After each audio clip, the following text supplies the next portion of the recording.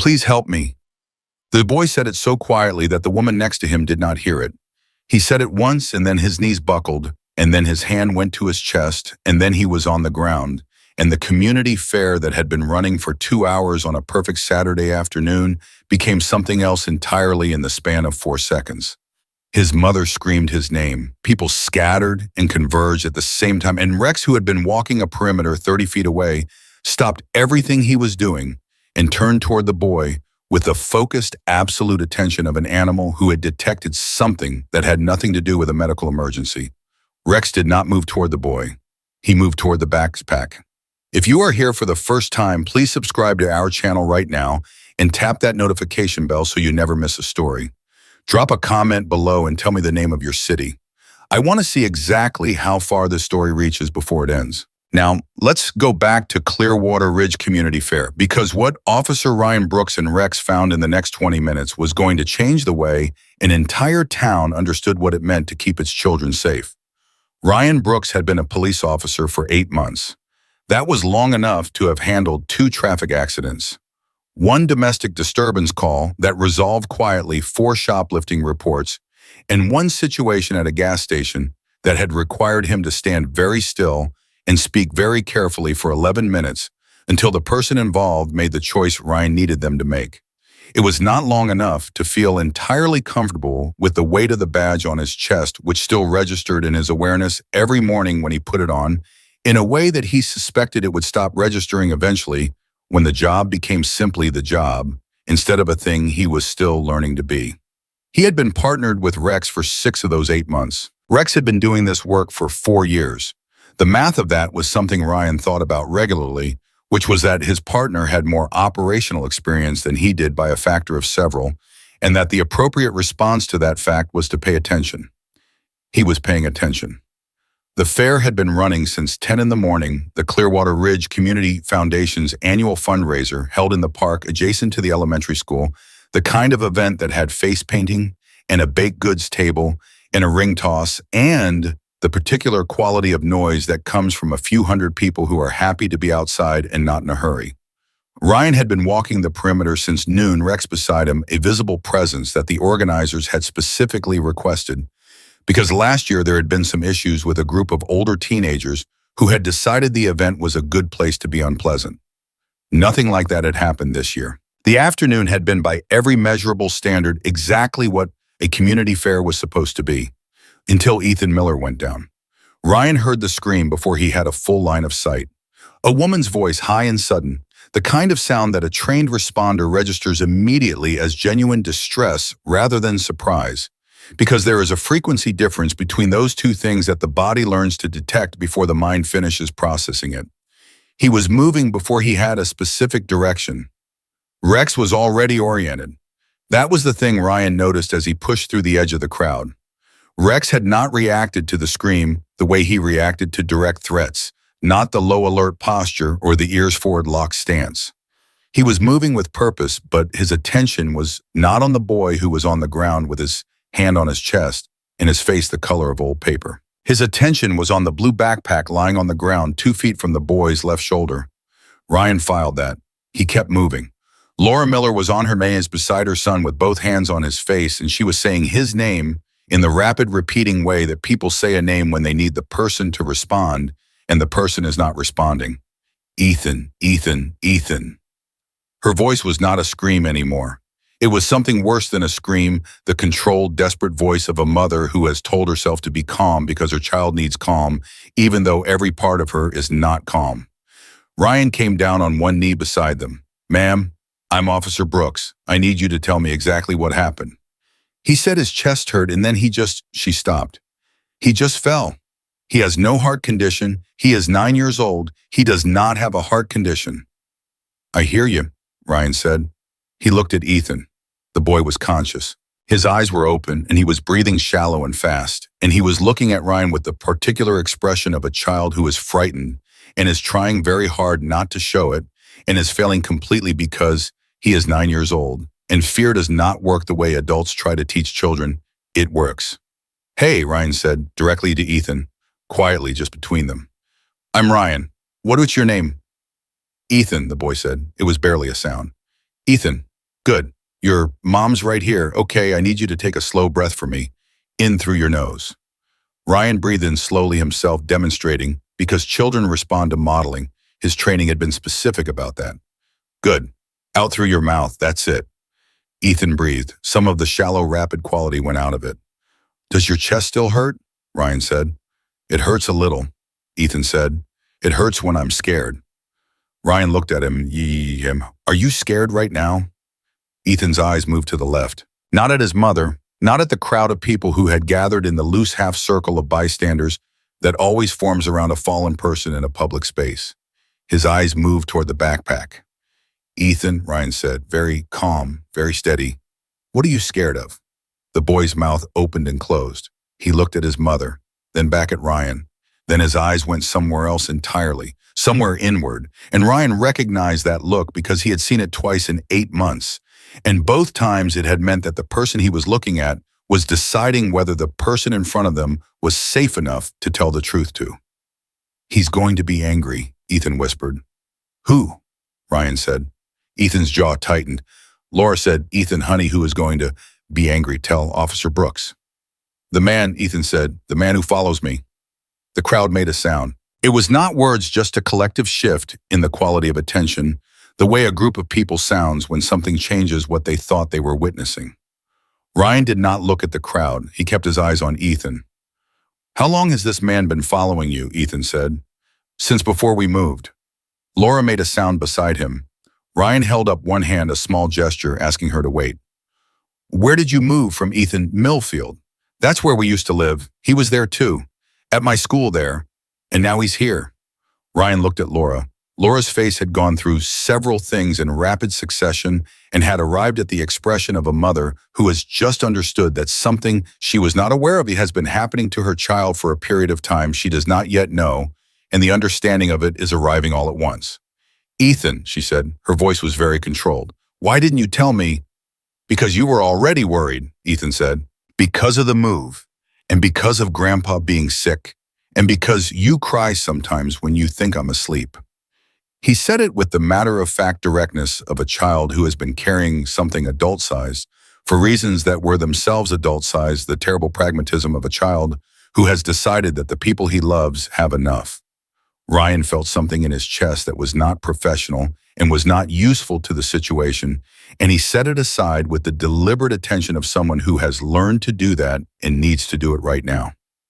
Ethan, Ryan said, I need to ask you about your backpack. The boy went still. Can I look at it? Ethan looked at the backpack, then at Ryan. Then something resolved in his face, the decision he had been working towards since Ryan first knelt down, and he nodded once. Ryan reached for the backpack. Rex was immediately attentive, moving closer without being directed, oriented on the bag, with the focused specificity of a dog who has identified something and is waiting for the human to catch up. Ryan unzipped the main compartment. School supplies, a water bottle, a permission slip for something that had a due date from 2 weeks ago, an ordinary backpack belonging to an ordinary 9-year-old and containing the ordinary evidence of a 9-year-old's life. Rex pushed his nose toward the side pocket. Ryan opened the side pocket. A pencil case, 2 quarters and a dime, a folded piece of paper with a drawing on it, something with 4 legs that might have been a horse or a dog, the kind of drawing that lives in a child's pocket because it matters to the child in a way that does not require explanation. Rex pushed his nose toward the bottom of the bag, the main compartment along the inner lining. Ryan ran his fingers along the inside of the bag. The fabric was standard backpack fabric, a little thick, the kind that has a padded liner. He pressed along the bottom and felt something that was not the liner. He pressed again. Small, flat, about the size of a matchbox. He turned the bag over and examined the exterior bottom panel. There was a seam standard and then there was a second seam, newer, slightly irregular, the kind of seam that is added after the fact by someone who knows what they are doing but is not doing it on a production line. Ryan pulled the outer panel loose at the second seam. The GPS tracker was matte black, smaller than a deck of cards with a single indicator light on its face. The light was green. It was active. Someone was watching Ethan Miller's location in real time right now from wherever they were looking at a screen that showed a dot on a map that said Community Fair Clearwater Ridge. And that dot was not moving because Ethan was on the ground, and the dot never lied. Ryan looked at the device for 3 full seconds. Then he looked at Rex, who was looking back at him with the amber eyes and the expression of a Mo who had known before the seam was pulled loose and was not surprised and was waiting for the next instruction. "Good boy," Ryan said quietly. He reached for his radio. The crowd was still there. He could feel them behind him. He could feel Laura beside him going very still, in the way that people go still when they have seen something that has reorganized everything they thought they understood about a situation. She said, "What is that?" Ryan said, "Ms. Miller, I need you to stay very calm for me right now. Can you do that?" "What is that thing?" she said again. Her voice was not calm. It was the voice of a mother arriving at an understanding that took 3 seconds to complete and was going to take considerably longer to process the understanding that her son has been carrying a tracking device in his backpack for an unspecified amount of time, and that someone put it there and has been watching where her child is. "It's a GPS tracker," Ryan said. He said it directly because she deserved directness and because there was no version of the next sentence that started with something other than what it was. "Someone placed it in Ethan's bag. I don't know how long it's been there. I'm going to find out." He looked at her steadily. "You are both safe right now. I am right here and Rex is right here. And I am going to need you to trust me for the next few minutes." Laura pressed her hand over her mouth. Her eyes went to Ethan. Ethan was watching Ryan with the expression of a child who has been carrying something in secret for weeks and has just watched the secret become visible and does not yet know whether that makes things better or worse. "Ethan," Ryan said, "the man you mentioned, the man who follows you. Have you ever seen his face clearly?" Ethan thought about it. The thinking was visible, a child searching memory carefully the way adults search memory when the stakes have been named. "He has a badge," Ethan said, "a work badge, like the kind you clip on. He wears a gray shirt with a logo on it." "What does the logo look like?" Ethan looked at the sky for a moment. "A camera," he said, "like a little camera outline. And it says something, clear something." Ryan said, "Clear view," Ethan pointed. "That, yeah, clear view." Ryan's hand tightened on the GPS tracker. Clearview Security Solutions had a contract with Clearwater Ridge Elementary School. He knew that because he had attended the back-to-school safety briefing 6 weeks ago, when the department was asked to participate in a presentation for parents, and the principal had mentioned the security camera upgrade the school had undergone over the summer, provided by Clearview Security Solutions, who also serviced the middle school and 3 private facilities in the county. He had been at 2 schools. Ethan had said he was at both schools, Millfield and now Clearwater Ridge. Ryan stood up. He kept the GPS tracker in his hand, held away from the bag, and he looked at the crowd around him, the bystanders who had been watching a medical emergency and were now watching something that had a different shape entirely. He made 2 decisions simultaneously. The first was to call dispatch and request backup and a detective unit and ask them to run the Clearview contract for any technician named or matching a description Ethan could provide. The second was to position himself and Rex between Ethan and every direction from which the fare could be accessed, because whoever was watching the dot on their screen had just seen it stop moving for a long time, and a stationary dot in a crowd draws attention, and the person watching the dot did not know yet that the dot had been found. Rex moved with him as he repositioned. No command. He simply moved the 2 of them, adjusting to a new posture, the way they adjusted to everything with the synchronized quality of a partnership that had learned to read each other's weight shifts. Ryan keyed his radio. While he was talking to dispatch, a voice reached him from behind. Not Laura's voice. A man's voice somewhere at the edge of the crowd asking someone nearby a question that Ryan caught only the end of, which was, "Which one is the kid?" He turned. The edge of the crowd was ordinary. People standing watching the particular collection of faces that gathers around something unexpected in a public place. Nothing that resolved into a specific person asking a specific question for a specific reason. Rex was looking at the far left edge of the crowd. His ears were forward. His tail was not moving. Ryan said into the radio, "Dispatch, I also need a unit to the perimeter of the fair. North side, now." He did not know yet that the man who had put the tracker in Ethan's backpack was not watching a screen from a distance. He did not know yet that the man was there, in the crowd, 20 feet away, watching the dot stop moving and understanding, in the way that people understand things when something has gone wrong with a plan they have spent weeks constructing, that the dot had not stopped because the boy was resting. Rex knew. Rex had known for 45 seconds, and he had not stopped watching the left edge of the crowd since the moment he first locked on. Rex did not bark. That was the thing Ryan had learned to pay attention to most. Not the bark, not the lunge, not the obvious signals that untrained people expected from a working dog. The silence was the signal. The absolute locked-in stillness of an animal who has located something and is communicating that location through the specific quality of his own stillness, like a compass needle finding north and holding. Ryan finished his radio call without turning away from the crowd. "Dispatch, I need you to run Clearview Security Solutions. Any technician with access to both Clearwater Ridge Elementary and Millfield Elementary in the past 6 months. And I need that unit on the north perimeter in under 3 minutes." Dispatch confirmed. Ryan clipped the radio back to his belt. He said to Laura quietly without looking at her because his eyes needed to stay on the left edge of the crowd, "Ms. Miller, I need you to take Ethan and move behind me, to my right side. Don't make it look hurried. Just stand up slowly and move." Laura had her hand on Ethan's back. "Is someone here?" she said. Her voice was very low. She had understood before he finished the sentence. "I don't know yet," Ryan said. "Move anyway." She moved. She got Ethan to his feet with the practiced efficiency of a mother who has been managing a child's body through the world for 9 years. One hand at his back, one at his elbow. The transition from sitting to standing, made to look like the natural recovery of a boy who had been momentarily unwell. She positioned them behind Ryan's right shoulder. Ethan said very quietly, "He's here, isn't he?" Ryan said, "I don't know." "Rex knows," Ethan said, unknown. Ryan looked at the dog. Rex had not moved his eyes from the left edge of the crowd.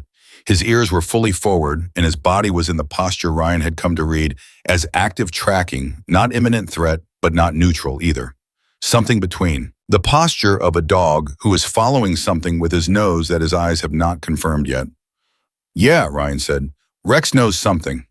Ryan moved toward the left edge of the crowd, not fast, the measured pace of an officer doing a standard perimeter walk, the kind of visible presence that the organizers had asked for nothing that would read to a watching eye as pursuit or urgency. Rex moved beside him. The fair continued around them. The ring toss was still running. The baked goods table still had 3 people at it. A child somewhere to the right was crying about something ordinary and being consoled with something sweet. The afternoon was doing its best to remain itself. The man at the left edge of the crowd was in his mid-40s medium build, wearing a light jacket that was slightly too heavy for the temperature, the kind of choice a person makes when they need pockets. He had a lanyard around his neck with a badge on it that was turned face in against his chest. He was holding a phone in his left hand with the screen angled slightly away from the general direction of the crowd, and he was looking at it with the focused, downward attention of a man watching something on a map. He had not yet looked up. Ryan was 15 feet away. Rex's pace changed. Not faster, more deliberate, the weight shifting forward in a way that Ryan felt through the lead more than saw. 10 feet. The man looked up. His eyes found Ryan, first the uniform, the K9, the direction of approach, and he did the calculation that people do when a uniformed officer is walking toward them with purpose, which is to assess whether the approach is random or directed, and his assessment took about 2 seconds, and at the end of it, his face changed. Ryan knew that change. He had seen it twice in 8 months, both times at the wage station, the moment when a person understands that what they hoped was ambient presence has become specific attention. The man took a step backward. "Sir," Ryan said. His voice was level and carrying and did not ask. "I need you to stay where you are." The man took another step. He was processing exits. Ryan could see it in the way his eyes moved left, right, the gap between 2 families to his right that led toward the parking area. Rex made a sound. It was not loud. It did not need to be loud. It was the sound Rex made when a situation had been assessed and a conclusion had been reached, and the conclusion was that the person in front of him was not going to be allowed to determine what happened next. Low from the chest, carrying the specific authority of 4 years of this work distilled into a single frequency. The man stopped moving. "Badge," Ryan said. "Face out. Show me your badge." The man's hand went to the lanyard slowly. He turned the badge outward. Clear View Security Solutions. The logo was a small camera outline exactly as Ethan had described. The name on the badge read, Neil Garner Field Technician. Ryan looked at the badge, then at the man's face, then at the phone still in his left-hand screen, visible now at this distance, and on the screen a map application with a blue dot in the center of it, and the blue dot was in the park at the fair at the location where a 9-year-old boy named Ethan Miller had just been moved to stand behind a police officer's right shoulder. Ryan said, "Put the phone in your right jacket pocket." Slowly. Garner did it. Both hands where I can see them. Garner raised his hands to approximately chest height, the universal posture of a person complying while demonstrating they are complying. And Ryan looked at those hands, the hands of a man who serviced security cameras in elementary schools, and he felt something move through him that he categorized quickly as anger and set aside because anger was not useful to him right now. "Neil Garner," Ryan said, "I'm going to need you to answer some questions." "I have the right to an attorney," Garner said. His voice was steady, not the voice of someone panicking, the voice of someone who had thought about this moment. "You do," Ryan said, "and I'm going to tell you your rights in full. Before I do that, I'm going to tell you what I have because you have the right to that information too." Ryan kept his voice at the level he had found at the gas station that seemed to communicate that the outcome of the next several minutes was not actually in question, and the only variable was how much harder or easier the person in front of him wanted to make it. "I have a GPS tracking device removed from a child's backpack. I have that child's account that you have been present at 2 schools he has attended. I have the badge around your neck linking you to a company contracted with both those schools. And I have a map application currently open on a phone that is in your jacket pocket, showing a location that corresponds to that child's current position." He paused. "That is what I have right now before I have made any additional calls, before I have spoken to your employer, before I have pulled any of the security footage from either school." Garner said nothing. "Your attorney is a right," Ryan said. "Exercise it. But understand that the window of time during which cooperation affects outcomes is not a large window, and it is currently open." Garner looked at him. His jaw was moving in the way jaws move when a person is running fast internal calculations. He was not an unintelligent man. Ryan could see that, which made what he had been doing more disturbing rather than less, because the unintelligent version of this story was easier to contain. The backup unit arrived. 2 officers, Torres and Kim, came through the north perimeter entry and crossed the grass at a pace that was not running, but was not far from it. Ryan gave them a short, specific hand signal, and they positioned on either side of Garner without being directed to specific spots, because Torres and Kim were experienced, and experienced officers understood geometry. Ryan read Garner his rights. Garner said at the end of them, "I want my lawyer." "You'll have your lawyer," Ryan said. He looked at Torres. "He has a phone in his right jacket pocket. It's potential evidence. Log it before booking." Torres nodded. Ryan turned and walked back to where Laura and Ethan were standing. Ethan had watched the whole thing. A 9-year-old boy standing behind a police officer's shoulder, watching the man who had been following him for weeks be surrounded by uniforms and put into a position from which he could not determine what happened next. And the expression on Ethan's face as Ryan came back to him was not triumph, and was not relief, and was not fear. It was the expression of a child who has been holding something very heavy for a very long time and has just been permitted to set it down, and the setting down has produced a feeling so unfamiliar that he does not yet have a name for it. His eyes were full. He was not going to cry. He was 9 years old, and he had spent weeks managing fear without crying, and he was not going to cry now in front of a crowd. But his eyes were full, and his chin was doing the thing that chins do when a person is fighting the full weight of what they feel. Ryan crouched down in front of him. "He can't follow you anymore," Ryan said. Ethan nodded. One tight nod. "You did the right thing telling me," Ryan said. "Every word you said helped. You understand that?" Ethan nodded again. His chin was still doing the thing. "It's okay to be done being tough now," Ryan said quietly. "You've been tough for a long time. You can stop for a minute." Ethan looked at him for 3 seconds. Then he turned and put his face against his mother's arm, and she put both arms around him, and he held on, and the sounds he made were quiet and muffled and entirely earned. And Laura held him with the grip of a mother who is also processing what she has just learned, which is that her child has been afraid for weeks and has been protecting her from the knowledge of it, and the tenderness and the grief of that were happening in her simultaneously, and her face showed both. Ryan stood. He gave them a moment. He looked at Rex, who had come to sit beside Ethan and was pressing gently against the boy's leg with the patient steadiness of an animal who understood that the situation had been resolved and the remaining need was a different kind. His radio crackled. Dispatch. Brooks, got your clear view run.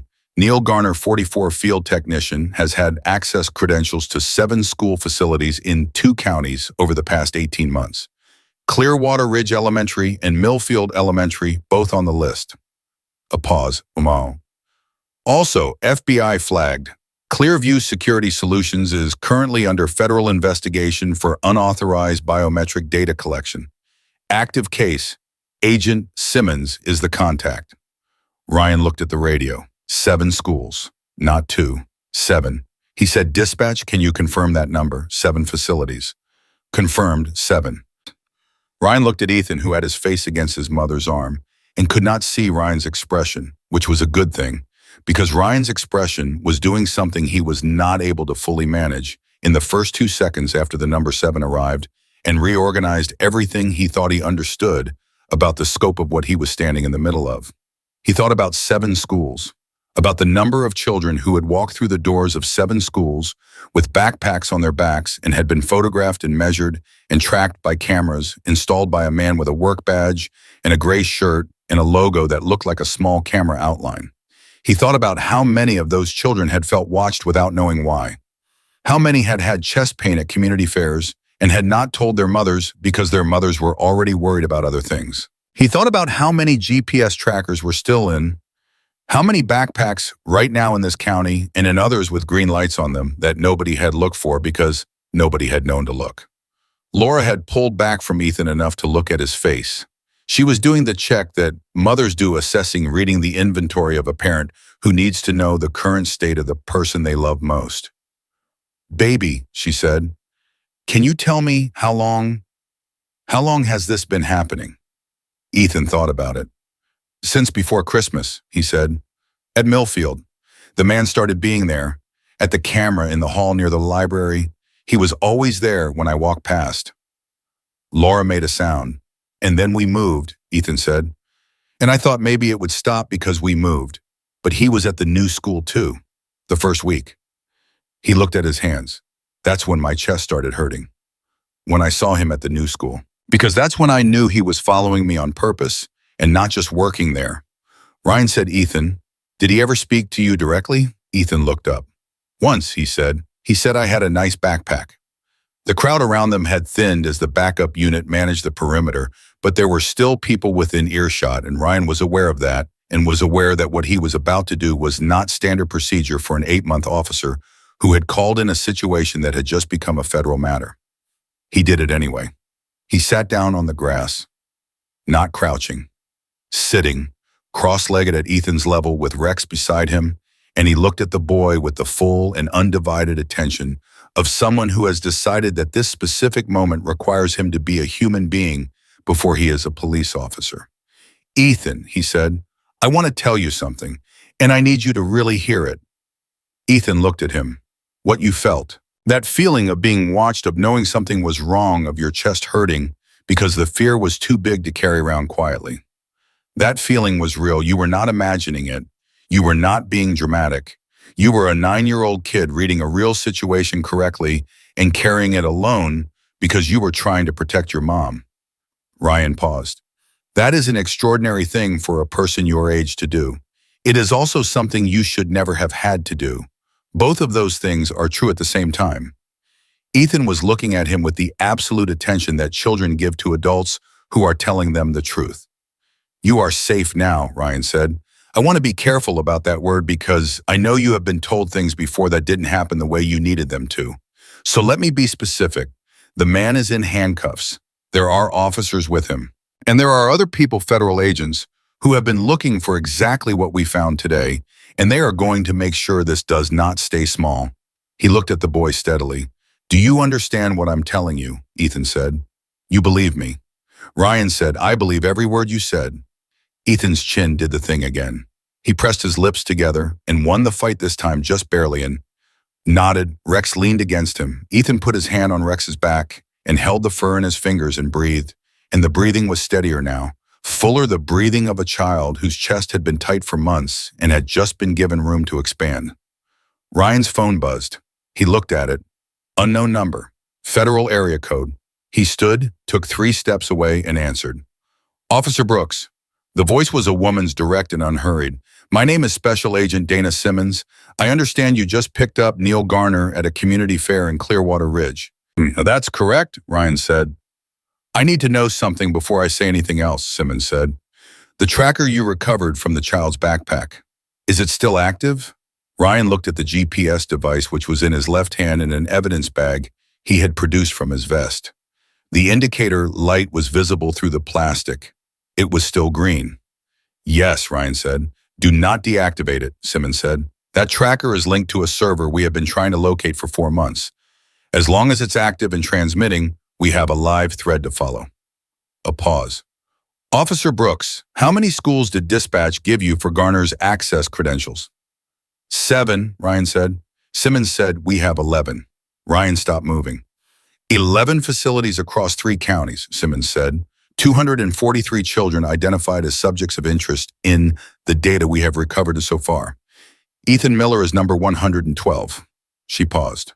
You just cracked open the piece of this we have been missing. The physical evidence, the witness testimony, the live tracker. All of it. Another pause. You've been on the job 8 months.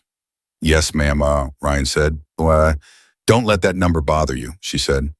The best catches I've seen in 12 years of federal work have been made by people who were new enough to still be paying attention to everything. She paused. Stay with the family. I'll be there in 40 minutes. Don't let anyone touch the tracker, and don't let Garner's attorney get him moved until I arrive. The call ended. Ryan stood for a moment with the phone in his hand and the evidence bag in his other hand, and the sound of the fair continuing around him, and 11 schools and 243 children running through his head in a number that was too large to hold all at once, but that his mind was refusing to let go of. He turned back to Ethan and Laura. Rex was still beside the boy. Ethan still had his hand in the dog's fur. Laura was watching Ryan come back with the particular attention of a mother reading an officer's face for information she has not been told yet. Is it worse than you thought? She said. Ryan looked at her, at Ethan, at the backpack on the ground with the seam he had pulled loose. We're going to handle it, he said. And he said it the way he said things when he meant them to be true, even before he was certain they would be, the way you commit to something out loud, because the commitment is itself the first step of the doing. Rex's tail moved once, and the green light in the evidence bag kept transmitting a signal, traveling to a server. 4 months of federal investigation had not been able to locate, and now it was traveling with law enforcement on the other end of it, listening, following, closing the distance between where the thread started and where it ended, because a 9-year-old boy had been brave enough to say, the man follows me, and a German shepherd had walked to a backpack instead of the boy, and an 8-month officer sitting cross-legged on the grass of a community fair had pulled a seam loose and found the green light that had been hiding in the dark. Special Agent Dana Simmons arrived in 37 minutes. Ryan had been counting, not because he was impatient, but because counting was something to do with the part of his brain that was not occupied with managing the perimeter, keeping Laura calm, keeping Ethan calm, keeping Rex from alerting to the ongoing stress in the air around them, and holding the evidence bag with the GPS tracker whose green light had not changed color or stopped transmitting in the entire time since he pulled it from the seam of a 9-year-old boy's backpack. Simmons was 41, with the focused economy of movement that Ryan had come to associate with people who had been doing difficult work for a long time and had stopped wasting motion. She wore a jacket with FBI printed across the back, and she did not stop to introduce herself to anyone except Ryan, which she did in 4 words, Simmons, I've got it. And then she looked at the evidence bag. Still green, she said. Still green, Ryan confirmed. She took the bag from him carefully, not with the reverence of someone handling a fragile thing, but with the precision of someone handling an important one, and she looked at it for a moment with the focused attention of someone seeing a thing they have been looking for in the abstract and are now looking at in the specific. 4 months, she said quietly. Not to Ryan, to herself, to the 4 months. Then she looked up. Where's the boy? Ryan led her to where Laura and Ethan were sitting on a bench that one of the fair organizers had brought over 15 minutes ago. A practical woman named Susan who had taken one look at Laura's face and produced a bench and 2 bottles of water and asked no questions because she understood when questions were not the right offering. Ethan was sitting with Rex. That was the configuration that had established itself organically over the past 30 minutes, and that Ryan had not disrupted because it was clearly working better than anything he could have arranged deliberately. Ethan had his hand in Rex's fur, and Rex was sitting with his shoulder against the boy's knee, and the contact had produced in Ethan a quality of steadiness that had not been there when he was on the ground clutching his chest. Simmons crouched down in front of Ethan the way Ryan had crouched down earlier, at the boy's level, direct and without condescension. "Ethan," she said, "my name is Dana. I work for the FBI. Do you know what that is? Federal Bureau of Investigation," Ethan said. "We learned about it in school." "That's right," Simmons said. "I've been looking for the man with the gray shirt for a long time. You are the first person who has been able to help me find him." She paused. "That makes you important to this case. Do you understand what a case is?" "Like when they try to prove something in court," Ethan said. "Exactly like that," Simmons said. "I need to ask you some questions. Some of them might feel weird because they're very specific. Is that okay?" Ethan looked at his mother. Laura nodded once. He looked back at Simmons. "Okay.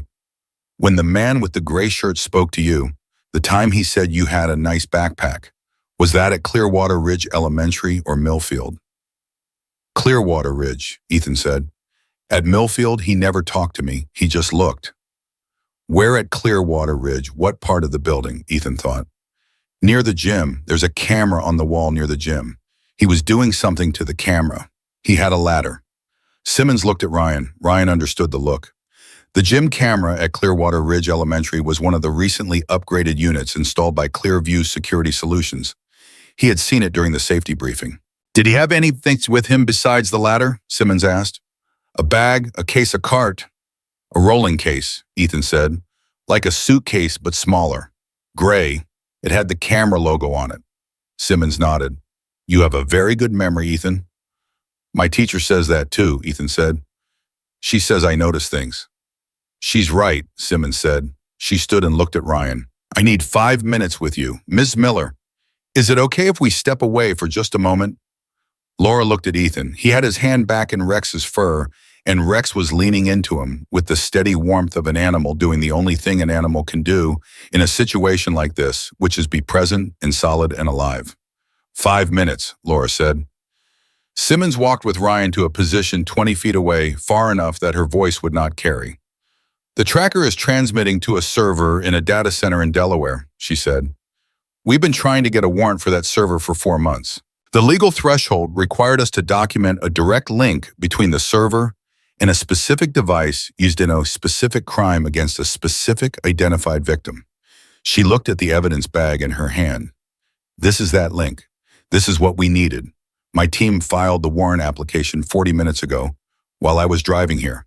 Judge Hartley is reviewing it now." Ryan said, "What is Clearview actually doing?" The biometric data collection dispatch mentioned. Simmons looked at him steadily. "Clearview's cameras do record standard security footage. They also run facial recognition software that collects biometric identifiers, face geometry gate analysis, emotional response indicators from micro-expression mapping." She paused.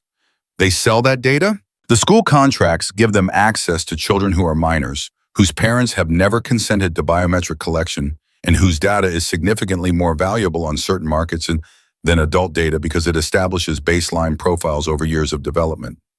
She stopped again. "Garner's role is more specific than general installation.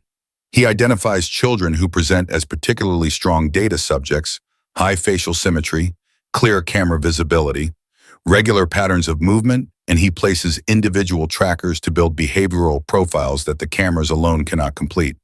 She looked toward where Ethan was sitting with Rex. "Ethan Miller has the kind of face that their software scores very high on. He's been a priority subject for at least 5 months based on the data we've recovered." Ryan was quiet for a moment. He was 25 years old, and he had been doing this job for 8 months. And he had thought going into the fair this morning that today was going to be a ring toss and a baked goods table and the specific low-level challenge of managing a crowd of happy people and making sure the afternoon stayed that way. The other 243 children, Ryan said. We are notifying school administrators in all 11 facilities today, Simmons said. We are requesting that all Clearview cameras be taken offline pending investigation. We are cross-referencing the tracker database against enrollment records to identify every child who may have been individually targeted. She paused. This is not a small operation. Garner is not the architect. He is a field technician, which means there is a management structure above him and a financial structure above that, and both of those structures are currently intact and active. She looked at Ryan directly. What you did today gave us the physical evidence that cracks this open from the bottom. But the top of this is going to take longer. Ryan said, does Garner know how much you have? His attorney had arrived at the station 7 minutes ago, Simmons said. He knows we have a tracker and a witness. He doesn't know about the server warrant yet. He doesn't know about the 11 schools. She paused. That window is going to close when his attorney gets fully briefed, which is why the warrant timing matters. We need the server before Garner's people can move it. Ryan's phone buzzed. He looked at it. Torres from the station. He answered. Brooks. Garner's attorney is asking for him to be moved to county before you get back, Torres said. He's citing processing time. I told him you had federal involvement, and he said the federal agent can meet his client at county just as easily. Ryan looked at Simmons. He put the call on speaker. Agent Simmons, Torres said. His attorney is a man named Pullum, Victor Pullum. He works for a firm called Renwick and Associates out of the city. You know them. Simmons's expression changed, not dramatically.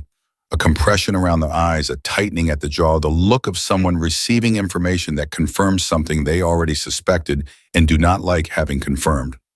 I know Renwick and Associates, she said. Torres, under no circumstances does Garner move to county before I arrive. Tell Pullum I said that directly and use my name and my badge number. He knows both. Copy that, Torres said. The call ended. Ryan said Renwick and Associates.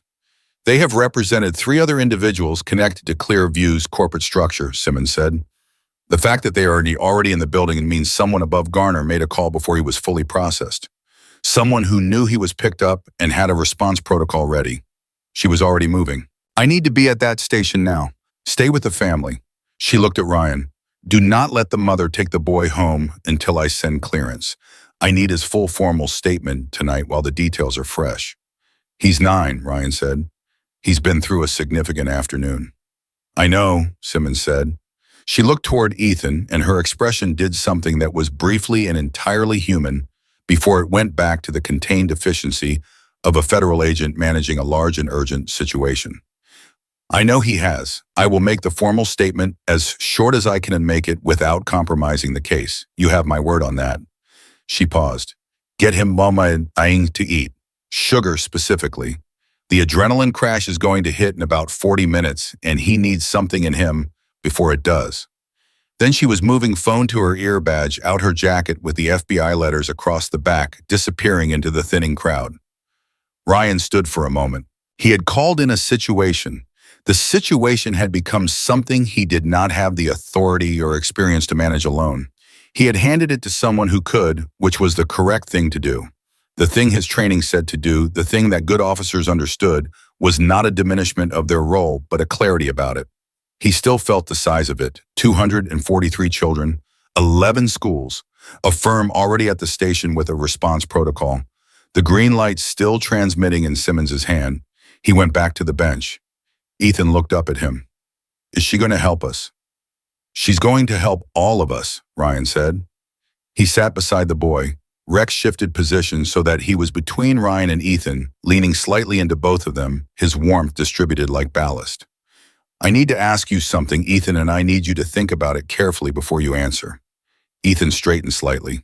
The posture of a child who has been asked to be careful and is taking the instructions seriously. Did anyone else at your school tell you they felt watched? Ryan said. Any other kids?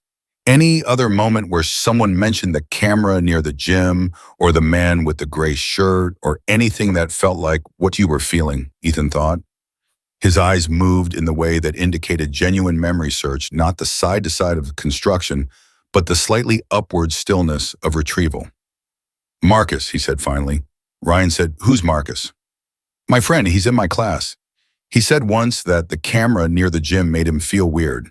He said it felt like it was looking at him even when he wasn't doing anything. Ethan paused. "I didn't say anything because I didn't know how to explain what I knew. I didn't want him to be scared." Ryan absorbed this. Another child, possibly another tracker, possibly another name on the list of 243 that Simmons was working from in a car, headed toward a station where a lawyer named Pullum was trying to move his client before the federal agent arrived. "You're a good friend," Ryan said. "Thinking about Marcus like that." "I should have told someone," Ethan said. "If I had told someone sooner, maybe it would have stopped sooner." "Hey," Ryan said. He said it firmly but not harshly. "You told someone today. That's what matters. You were 9 years old and you were scared and you were protecting your mom and you carried it as long as you could and then you told someone." He looked at the boy directly. "The responsibility for what that man did belongs entirely to that man. Not one piece of it belongs to you." Ethan looked at him. "Not one piece," Ryan said again. "Do you hear me?" Ethan nodded slowly. The nod of a child receiving something he was going to need to hear more than once before it fully settled, but was willing to start receiving it now. Laura put her arm around her son. She looked at Ryan over Ethan's head, and her eyes said something that did not need words, the look of a mother acknowledging what someone has just given her child and understanding the weight of it. Ryan's radio crackled. "Brooks," Simmons' voice from the car. "Warrant came through. Server access in 6 minutes. My tech team is pulling data now." A pause. "Also, Pullum tried to move Garner. Torres held him. Garner is in the building and he is staying in the building." Another pause shorter. "The server data is showing 41 active trackers. 41 children currently being monitored in real time across the 3 counties." Her voice was controlled, but something underneath it was not. "We are locating and contacting families now. I need you to know that number before you hear it from somewhere else." 41. Ryan held the radio and breathed and thought about 41 green lights in 41 backpacks on 41 children who were somewhere right now at the tail end of a Saturday afternoon and did not know. Rex pushed his head against Ryan's leg. Ryan put his hand on the dog's back. "We're going to get them," he said. He said it to the radio. He said it to Rex. He said it to Ethan, who was listening, who was always listening, because that was who Ethan was, a boy who noticed things, a boy whose noticing had cracked open a 4-month federal investigation, because he had found the courage to say the man follows me to a police officer on a Saturday afternoon at a community fair. "I know," Ethan said, and something in the way he said it was different from how he had been saying things all afternoon. Not the careful bravery of a child managing fear, something steadier, something that had room in it for the next thing, whatever the next thing was going to be, because the thing he had been carrying alone was no longer alone, and the weight of it had been distributed to people with the authority and the resources and the absolute intention to carry it to where it needed to go. Rex's tail moved. Once, twice, the slow, steady rhythm of an animal who has finished one part of the work and is ready for the next. The green light was still transmitting, but now it was transmitting in the right direction. The 41 number did not stay contained. Ryan had not told anyone. Simmons had not authorized public disclosure. The information existed in 3 places. The federal server, his tech team was pulling the radio transmission that had reached Ryan's ear at a community fair bench, and the part of Ryan's mind that was doing the thing minds do with numbers that are too large and too specific to simply hold quietly, which was to keep converting them into faces. 41 faces. 41 children with green lights in their bags. He was thinking about those faces when Laura Miller asked him very quietly while Ethan was occupied with Rex and a granola bar that Susan, the fair organizer, had produced from somewhere. "How bad is it?"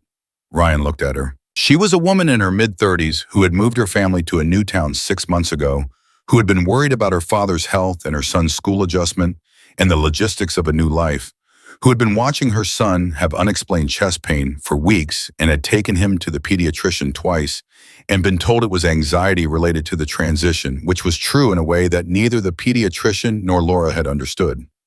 She deserved an honest answer.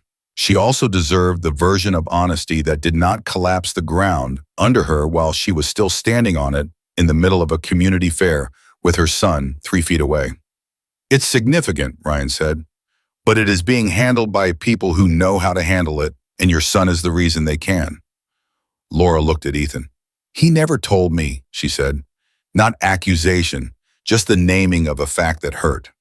He was protecting you, Ryan said. I think you know that. I know, she said. I know he was, and I keep thinking that I should have seen it anyway, that a mother should see it even when her child is working not to show it. She pressed her fingers against her mouth briefly. He's been having chest pain for 2 months.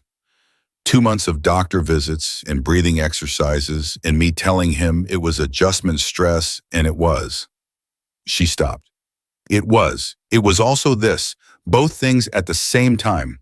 Yes, Ryan said. Both things at the same time. That's how these situations work.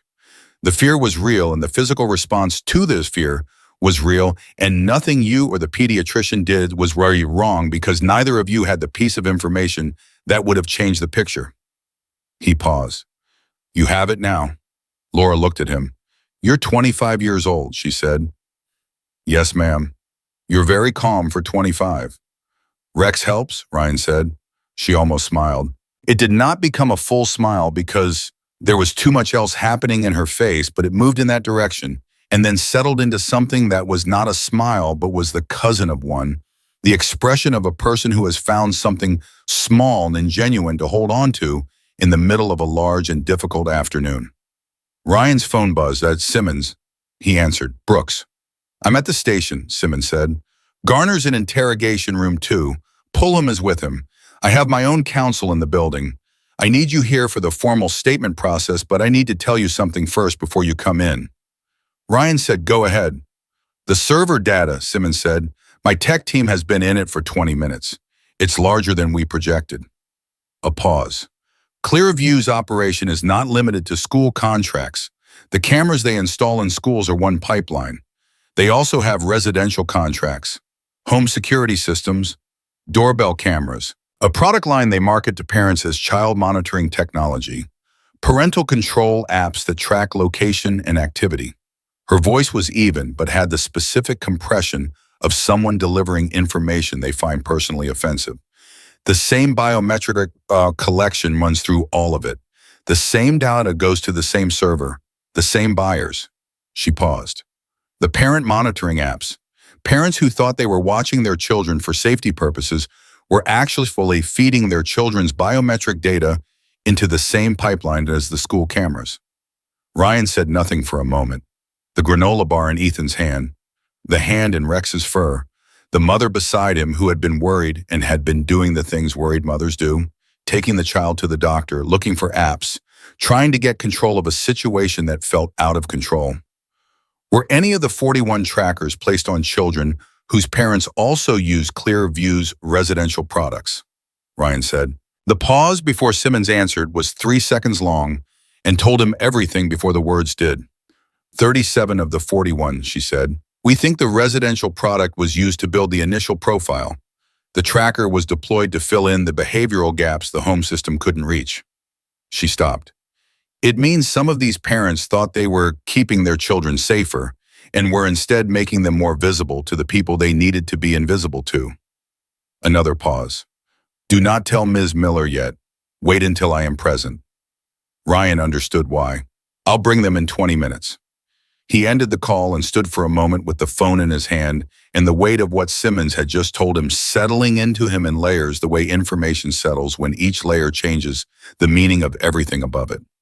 He thought about the pediatrician visits, the breathing exercises, the mother who had been doing everything right and had been handed by a company that marketed trust, a tool that worked against the very thing she was trying to protect. He went back to the bench. Ethan, he said, I need to take you and your mom to the station to talk to Agent Simmons. It won't take long and Agent Simmons is going to be there the whole time. But she needs to hear the same things you told me in your own words while it's fresh. He paused. Is that okay? Ethan looked at Rex. Will Rex come? Rex goes where I go, Ryan said. Okay, Ethan said. He stood up with the careful movement of a child whose body has been through an afternoon of significant stress and is communicating that clearly. He picked up the granola bar wrapper and looked around for a trash can with the automatic tidiness of a kid who had been raised to clean up after himself, which was so normal and so human that Ryan felt it like a small, sharp thing in the chest. He took the wrapper. "I've got it," he said. They drove to the station and Ryan's unit, Laura in the back with Ethan Rex in his compartment and the GPS tracker in the evidence bag on the front seat with its green light still on, still transmitting the thread Simmons's team was following to wherever it ended. The station had the quality of controlled urgency that Ryan had seen once before during a multi-unit response situation in his second month, the quality of a space where a lot of people know a lot of things and are moving carefully because the things they know are fragile and have to be handled correctly or they break. Torres met them at the entrance. He looked at Ryan with an expression that communicated several things efficiently, which was that the station was more complicated than it had been an hour ago, and that Ryan was going to need to be ready for that. "Pullum is demanding to know what federal evidence triggered the warrant," Torres said quietly. "Simmons has refused to specify until the data pull is complete. Pullum filed a motion 20 minutes ago claiming unlawful detention." "Can he make that stick?" Ryan said. "Simmons says no," Torres said. "She says the physical evidence from the park combined with the witness statement gives her 48 hours minimum, and by the time that clock runs out, the server data is going to give her considerably more." He paused. "She also says Garner tried to talk twice before Pullum arrived. Twice he started and twice he stopped himself." Ryan looked at Torres. He wanted to say something. "That's what the intake officer said.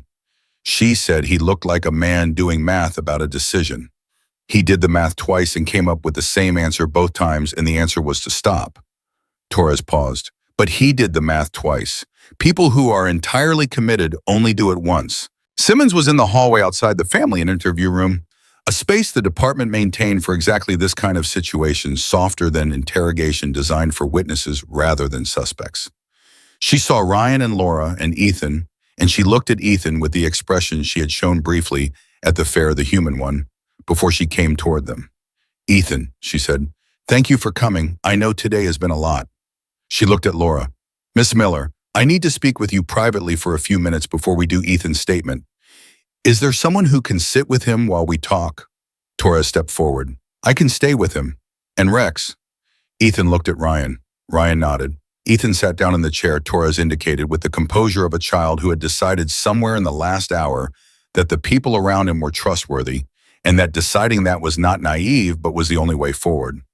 Ryan and Laura followed Simmons into the smaller office adjacent. Simmons closed the door. She looked at Laura directly the way she had looked at Ryan when she gave him information she needed him to have, direct and without softening the shape of it. "Ms. Miller," she said, "before Ethan gives his statement, I need to share some information with you that is going to be difficult. I want to give you the opportunity to process it before your son is in the room." Laura's hands were folded in her lap and they tightened. "Tell me." "Did you ever use a product called Clear Home?" Simmons said. "It's a home security and child monitoring app." Laura went still. "It's marketed as a parental safety tool," Simmons said. "Location tracking activity, monitoring home camera integration." Laura said, "I installed it in January when we were planning the move. I was worried about Ethan adjusting, and I wanted to be able to check on him remotely during the school day." Her voice had dropped to the specific register of a person who is beginning to understand something they do not want to understand. "It's made by Clearview." "Yes," Simmons said. "Clearview made the app I use to watch my son," Laura said. The flatness in her voice was the flatness of someone whose emotional system has just hit a wall and is waiting for the rest of them to catch up. "And Clearview's technician was tracking my son through the app I used to keep him safe." "The app provided his initial biometric profile," Simmons said.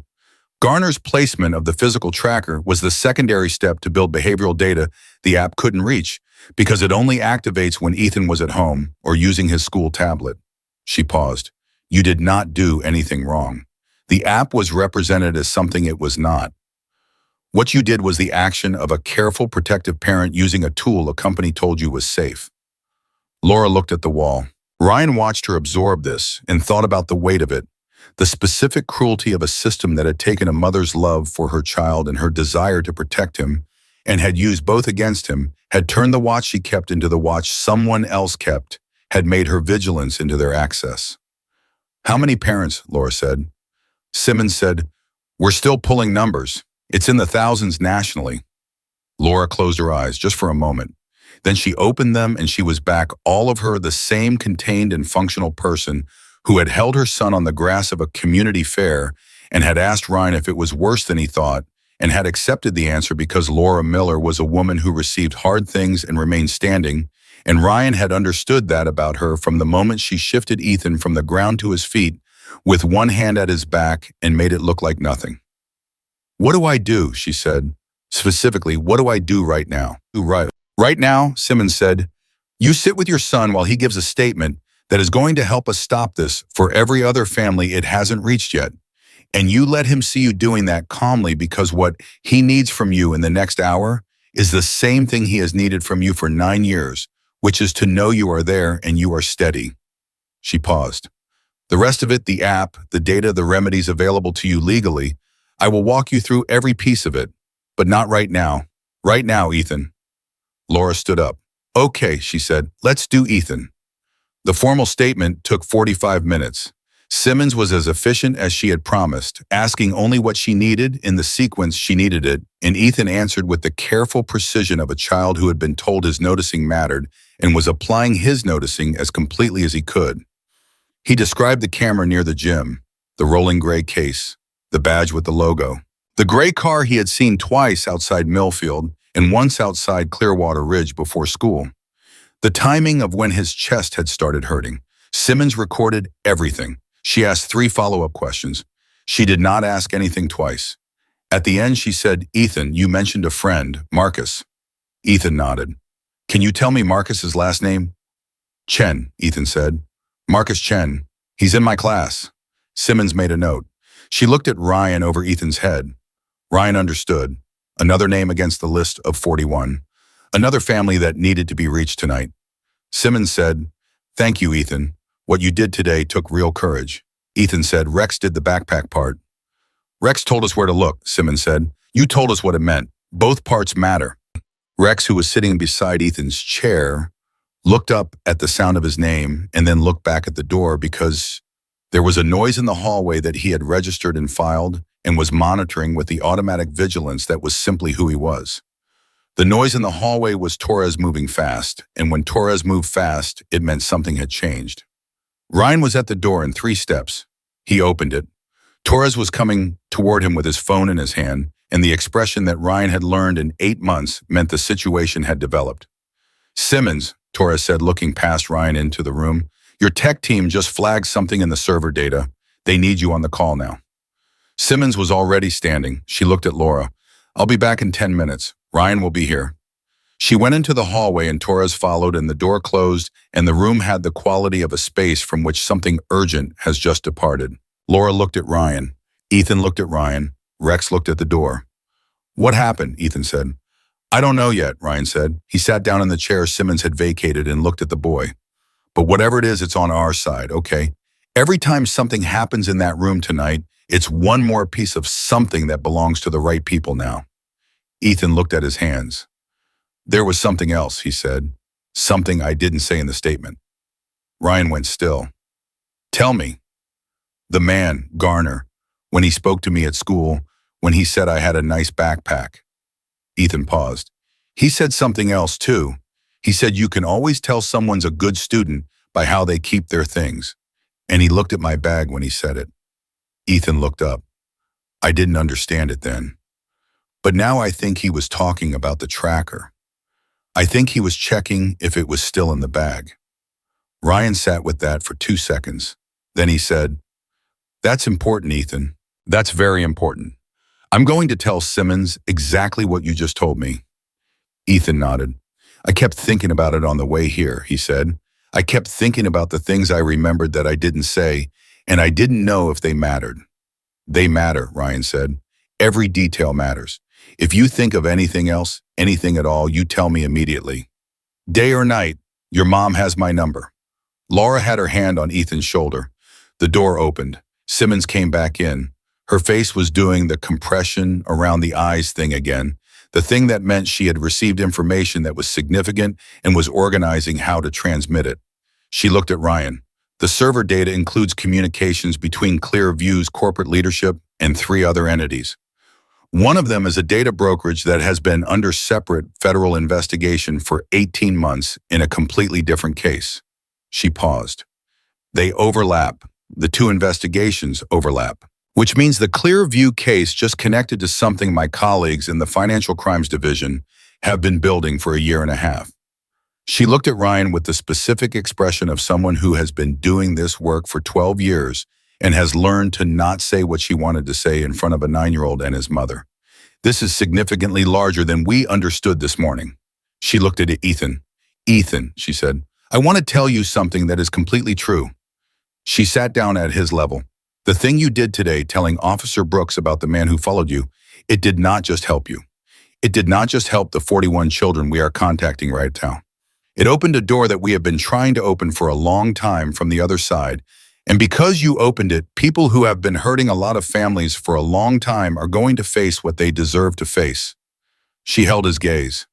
You are 9 years old, and you just changed something. I need you to understand that. Ethan looked at her for a moment. I just wanted it to stop, he said. I know, Simmons said. That's why it worked. Rex put his chin on Ethan's knee. The boy put his hand on the dog's head and held on, and the room was very quiet for a moment, in the way that rooms are quiet when something true has just been said and the people in the room are giving it the space it deserves. Ryan's radio crackled. Outside in the building, something was moving. He could feel the pace of the station changing around the walls of the family room, the specific frequency of a place where people with authority are acting on information they have just received. He looked at Simmons. She said, we are executing search warrants on Clearview's corporate offices in the city and on the residential address of their CEO, both simultaneous, coordinated with the financial crimes team. She paused. Garner's window to make a deal just opened significantly. His attorney is going to understand that in approximately 10 minutes when news of the warrants reaches him. Ryan said, and if Garner talks, then we get the architecture above him, Simmons said. The management structure, the buyers, the financial chain. She looked at Ryan steadily. That is the whole case. That is everything. She paused. It started with a 9-year-old boy and a German Shepherd at a community fair. Ethan had heard that. He was looking at Rex, and Rex was looking back at him, and the expression on both their faces was the expression of two beings who had been in something difficult together and had come through it to the other side and were now simply present with each other in the way that is only possible after something hard has been survived together. Rex, Ethan said softly, you knew the whole time. Rex's tail swept the floor once. And in the interrogation room, 2 doors down, Victor Pullum was on his phone with someone above him in the chain of a firm that had known for months that this day was coming, and Garner was sitting across the table from the version of his future that did not include a deal, and the window that Simmons had described was open, and the question of whether Garner would walk through it before it closed was the question that the next hour was going to answer. Ryan sat in the family room with a boy and his mother and a German Shepherd, and he waited, which was its own form of the work, the unglamorous and necessary patience of someone who has done what they could do and is now holding the space for the next thing to unfold. The green light on the tracker in the evidence room down the hall had finally gone dark. The server had been found. The thread had reached its end. And everything on the other side of it was now in the hands of the people who had been waiting for 4 months and 18 months, and for as long as children had been carrying things that adults had put there without their knowledge or their consent to finally take it back. Garner talked at 11:14 that night, not because Pullum told him to. Pullum had been doing the opposite for 3 hours, the precise and practiced work of an attorney managing a client towards silence, advising, cautioning, explaining, in the careful language of a man who understood that the longer silence held, the more room there was to negotiate. Pullum had done that work well. He was a good attorney in the technical sense of someone who understood the machinery of law and how to operate it in a client's favor. What Pullum had not anticipated was that his client would do the math a third time. Garner asked to speak to Simmons alone, without Pullum. He said it to the officer stationed outside interrogation room 2 at 11:12, and the officer had relayed to Simmons, and Simmons had looked at the message on her phone with the expression of someone who has been waiting for exactly this and has learned not to show the waiting so completely that the arrival looks like surprise. She went in without Ryan because that was procedure, and because Garner had specified alone, And because Simmons had been doing this for 12 years and knew how to manage a room with someone who had decided to say something without an audience. Ryan was in the hallway with Rex, and he listened to the silence of a closed door and thought about a man doing math 3 times and what the third answer was. 22 minutes later, Simmons came out. She looked at Ryan. "He gave us the buyers," she said. Ryan said all of them that he knew, which is not all of them, but is enough to move the financial crimes case from projected to prosecutable. She had her notebook in her hand, and she was holding it the way people hold things when the contents of what's inside matter more than they have room to express in the moment. 17 entities, 8 domestic, 9 international. 3 of the domestic ones are companies that parents of school-aged children interact with every day. Names they would recognize, brands they trust. She paused. That information is going to the financial crimes team in the next 20 minutes, and it is not coming back. Ryan said, "What did he get for it?" "Reduced charges on 2 of the 8 counts," Simmons said. "He is still going to prison for a meaningful amount of time." She looked at Ryan steadily. "I want to be clear that what he received is not a gift. It is a tool. We use the opening he gave us to get something worth more than the additional counts, which is the network above him." She paused. "Pullum is currently experiencing a level of professional frustration that I find entirely appropriate."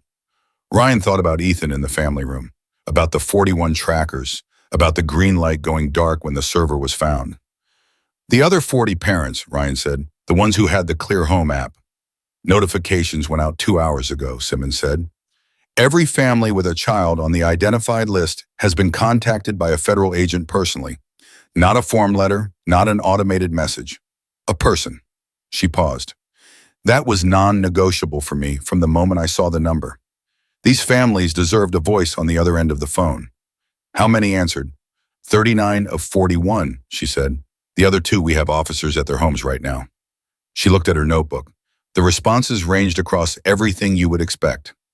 Disbelief, anger, relief, grief. One father asked me if I was sure it was real, and I said yes, and he was quiet for a long time. And then he said, "Thank God," and then he cried, and I stayed on the phone until he was done. She stopped. "That is not in any training manual. But it was the right thing."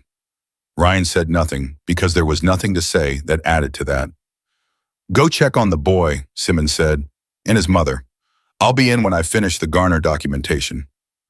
Ryan went back to the family room. Ethan was asleep. He had fallen asleep in the chair with his head against his mother's arm, and his breathing was the deep, even breathing of a child whose body has finally called in the dead of an afternoon that had required more than a 9-year-old should have to spend. Rex was lying on the floor beside the chair, with his chin on his paws and his eyes open, monitoring the rest of his body loose and still in the particular posture of a working dog, maintaining watch without expenditure. Laura was awake. She looked at Ryan when he came in, and she looked at her son's sleeping face and back at Ryan. "He went out about 20 minutes ago," she said softly. "He was fighting it. He kept saying he wasn't tired. And then he just..." She looked at Ethan. "He does that. When something big has passed, he holds everything up until it's over, and then he lets it go all at once." "That's a healthy response," Ryan said quietly. He sat in the chair across from them. "Simmons will be in soon. There are some things she needs to tell you about the case, but I want to tell you something first." Laura looked at him. The man Ethan described, Marcus Chen, his family was on the list. Ryan kept his voice low and even. "A federal agent called them tonight. His parents are with him now." He paused, because Ethan remembered him. Because Ethan, when he was running through everything he could tell us, thought about his friend and said his name. A 9-year-old boy who was dealing with his own situation thought about someone else's and said the name out loud. He looked at Ethan's sleeping face. "That matters, Ms. Miller. That is who your son is." Laura pressed her lips together. She was not going to cry because she was the kind of woman who had made a long-standing arrangement with herself about when and where crying was appropriate, and a police station family room at 11:30 at night was apparently not on the list. But her eyes were very bright, and she held her son a fraction closer and said nothing for a moment. Then she said, "What happens now, for us specifically?" "Simmons will walk you through the full picture tonight," Ryan said. "You have legal options related to the Clear Home app and the data that was collected. There are remedies available. It's going to take time and it is going to require some things from you testimony documentation, but you will not go through any of it alone. He paused. And Ethan is going to need support. A professional, someone he can talk to about what this has been, the fear he carried, the way he managed it. That's not something he should just move past. It's something he should be helped through. I know, Laura said. I already looked up someone, on my phone in the last hour, a child trauma therapist in Clearwater Ridge. She looked at Ryan with a directness that communicated she was not a woman who waited to be told what her next step was. I'm not going to let him carry this the way he carried the other thing, alone and quietly. No, Ryan said, you're not. Simmons came in at 11:50. She sat across from Laura, and she was thorough, and she was honest, and she was efficient in the way that Simmons was efficient, which was without cutting corners on the things that deserve full treatment. She explained the data, the remedies, the timeline, the support resources, the Federal Victim Assistance Program made available. She explained what the case would require from Ethan going forward, which was less than Laura feared and more than Laura wanted, but which Simmons framed with the specific care of someone who understood she was talking to a mother and not an abstract participant. At the end, she said, I want to say something that is not official and not procedural. Laura waited. In 12 years of federal work, I have built cases that started with tips from neighbors, from colleagues, from financial irregularities, and digital footprints, and years of investigative patience.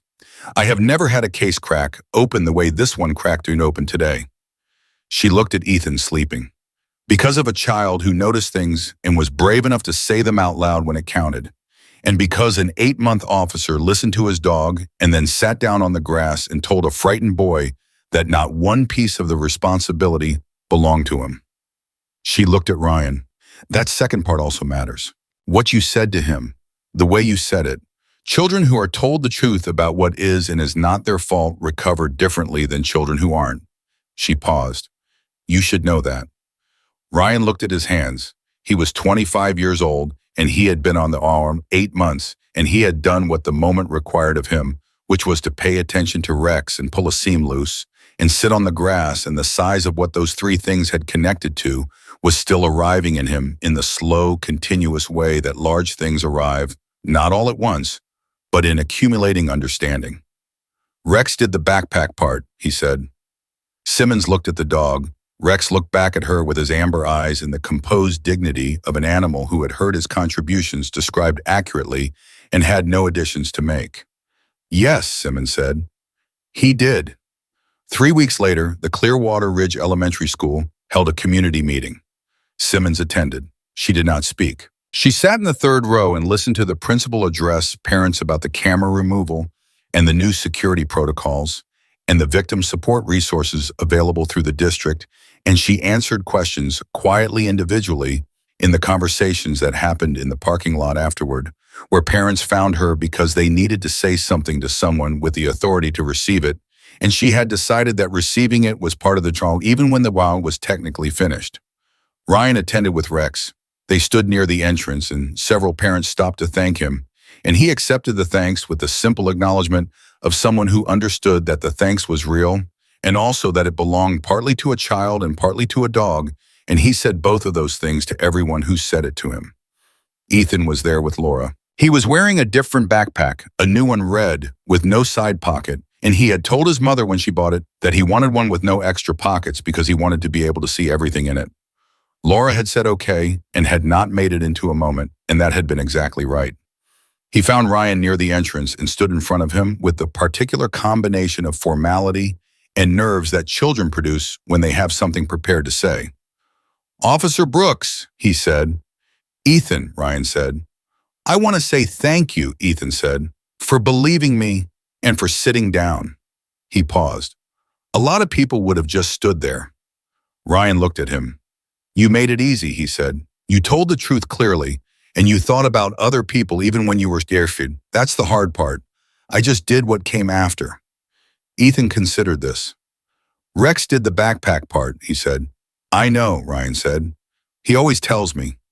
Ethan looked at Rex. Rex looked at Ethan with the amber eyes and the steady patience of it who remembered this boy and had followed him somewhere more permanent than short-term recognition in the category of things worth attention that did not require an ongoing explanation. Ethan reached out his hand, not to pet, formally his small hand extended in the gesture of one person acknowledging another. Ryan put Rex's paw in Ethan's hand. Rex allowed it with the grace of an animal who understood that the moment was for the boy and not for the man, and was willing to be the instrument of whatever it needed to accomplish. Ethan shook the paw once. "Thank you, Rex," he said. Rex's tail swept once, deliberate, unhurried, like a signature. 6 months after the community fair, federal prosecutors filed charges against Clearview Security Solutions, its CEO, and 14 associated individuals. The financial crimes case connected by Garner's testimony expanded to include 2 additional entities, bringing the total corporate defendants to 19. The data brokerage at the center of the network was shut down with a federal injunction while criminal proceedings continued. Regulatory actions in 3 states required the deactivation of the Clear Home app and the deletion of collected data under court supervision.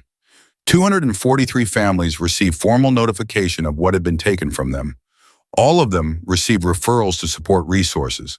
41 received the additional notification that a physical tracker had been removed from their child's property. Marcus Chen's parents sent Ryan a letter. It was 1 paragraph. It said that their son was doing well and they had started playing soccer, and had mentioned once that a police officer and a dog had helped his friend, and that his friend had remembered him, and that knowing someone remembered him had made him feel less alone in something he had not fully told his parents about, and that they were grateful, and that they did not have words for how grateful they were, but they were using the ones they had. Ryan read the letter twice. He folded it and put it in his desk. He took it out sometimes, not often, on the days when the job was simply what the job was and did not connect visibly to anything larger, and reading it was a way of remembering that the connection existed even when it was not visible. Ethan Miller went back to school in September. He sat in his class and raised his hand when he knew the answer, and sometimes when he wasn't sure, because his therapist had told him that raising your hand when you weren't sure was its own kind of brave and different from raising it when you were, and that both kinds mattered. He told Marcus about it one afternoon at recess, and Marcus had thought about it and said he was going to try it too. On the last day of school in June, Ethan's class was asked to write 1 paragraph about someone they considered a hero. He wrote about Rex. He wrote that Rex was a police dog who noticed things that people missed, and that he didn't bark to show. He noticed he just got very still and very focused and waited for the right person to understand. He wrote that he thought that was a good way to be brave, not loud, just certain, and he was trying to learn it. His teacher gave him full marks and wrote in the margin in her careful teacher's script that she agreed and that she thought Ethan was already further along in the learning than he realized.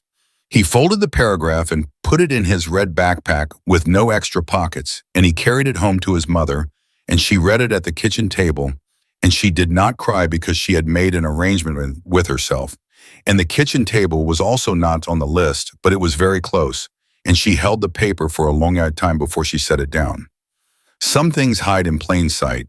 They hide in the seams of ordinary afternoons, in the lining of a child's backpack, in the chest pain that a pediatrician calls adjustment stress, because adjustment stress is real, and also because nobody told the pediatrician to pull the seam loose. They hide in the trust that parents extend to companies with logos that look like safety in the apps, that market protection, and deliver the opposite in the assumption that the people with badges in the school hallways are there for the same reason the parents who walk their children to school are there. And sometimes on a Saturday afternoon at a community fair, a German shepherd who has been doing this work for 4 years walks past a boy on the grass and goes to the backpack instead. And an 8-month officer who has learned to follow his partner's attention crouches down and says, "Hey, I'm Ryan. What's your name?" And a 9-year-old boy who has been carrying something too heavy for a very long time decides finally that the person in front of him is safe enough to tell the truth to. That is how it starts. That is always how it starts, not with systems or warrants or federal task forces, though all of those matter and all of those follow. It starts with one child who says, "The man follows me," and one adult who stops and listens, and one dog who already knew and was waiting for the human to catch up. Pay attention to the children who say, "Please help me." They are always telling the truth. And if this story reached something in you today, if you felt the weight of what Ethan carried and the courage it took to finally say the words out loud, please share it with someone who needs to hear it. Leave your city in the comments and type Amen. If you believe that every child deserves someone who will pull the seam loose and stay on the grass until the fear is done. God bless every parent caring more than they show. God bless every child who notices things and is brave enough to say them. And God bless every loyal dog who sees the truth before the rest of us catch up and waits patient and certain until we do.